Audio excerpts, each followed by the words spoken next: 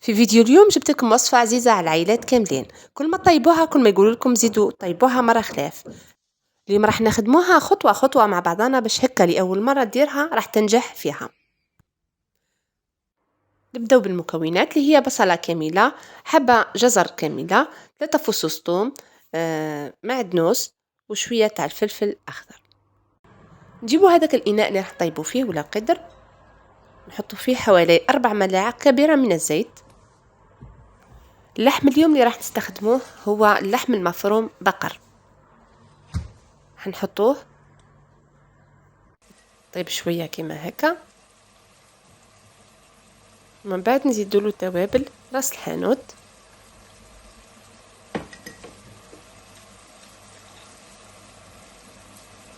والملح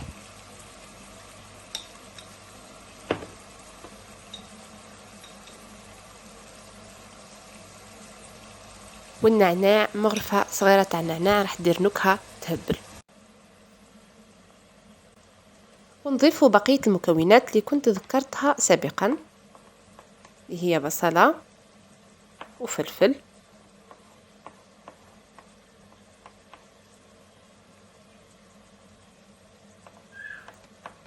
والثوم والجزر والمعدنوس.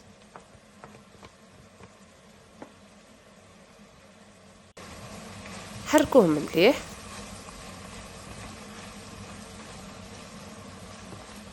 ونخليوهم يطيبوا.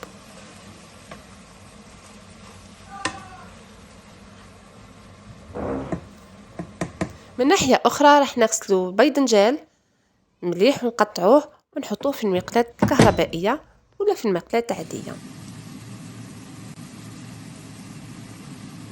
في القدر نزيدو ملعقة كبيرة من طماطم مصبرة ونخليوها طيب. بعد ما نزيدو لها كوب تاع الماء أو كوبين على الأكثر. لاصوص اللي نحبوها احنا اليوم ما تكونش خفيفة. نغطيوها ونخليوها طيب في غرضها. جيبوا صينية اللي راح ندخلوها الفرن، نحطوا فيها لاكريم بيشاميل ونحلوها بهذه الطريقة. فقط اللي ما تعرفش لاكريم بيشاميل تكتب لي في التعليقات وانا نعطيها الوصفة. لأول مرة يشوف القناة ماذا بينا يدير معنا اشتراك وينضم معنا ويتمتع بالوصفات اللي رانا نديروها مع بعضنا. نرجعوا للطبق تاعنا. الباذنجان هنا درناه بالقشرة تاعو، تحبوا ديروه من غير قشرة ديروه انتم عندكم الحرية، ولكن النتيجة نفسها. نحطوه هكا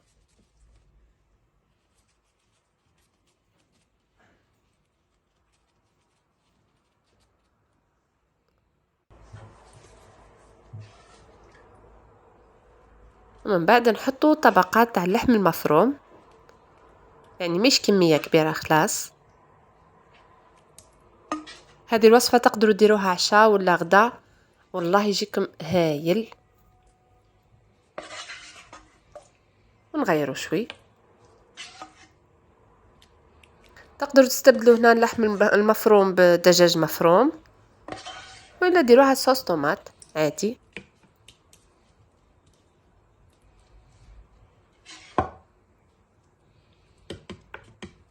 شوفوا نديروا طبقة كاملة،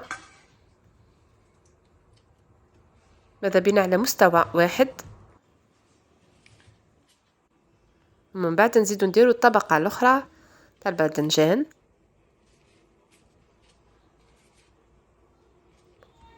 نديروه بالقشر تاعو راح نستفيدوا منه أكثر، يعني مفيد جدا. والقشر راح يطيب معانا في هذيك لاصوص، يعني يولي طري، متخموش خلاص على هذيك القشرة تاع الباذنجان. وكطبقة قبل النهائية راح نديرو لاكريم بيشاميل فوق هذاك الباذنجان.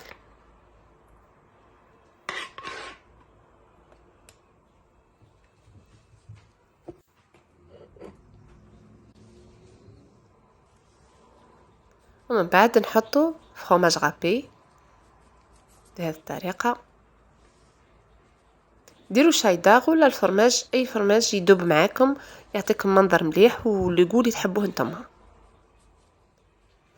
أنا دائما كي نعطيكم الوصفات نقولكم بدلوا حسب رغبة وحسب واش تحبوا انتم تاكلوا في العيلة. حتى التوابل كيف كيف نفس الشيء، ونحطوه في الفور يهبل. النتيجة روعة، البنة أروع، مضمونة 100%. شهية طيبة، وأستودعكم الله.